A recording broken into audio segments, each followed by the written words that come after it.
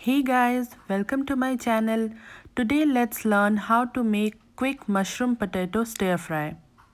So for that, I have taken some potato, some onion, some tomato and some green chilies and 250 grams of mushroom. First heat up a pan, put some mustard oil and fry the potatoes. Once the potato is fried, take it out in a plate.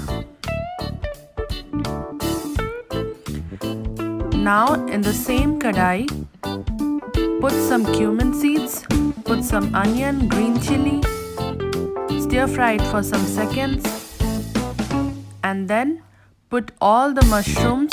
So here I have taken 250 grams of mushroom, fry it for some seconds. The mushroom will release its water and once the water is all dried up, you can put the fried potato in the mushroom. Then put the tomatoes, then put all the spices. Here I have taken salt, some turmeric, some red chili powder and some sabzi masala. Fry it for some seconds and then cover it with a lid. Don't put any water inside it because mushroom has already so much of moisture inside it. So let it get cooked. Fry it for some seconds. At last, garnish it with some fresh coriander leaves and your mushroom stir fry is done.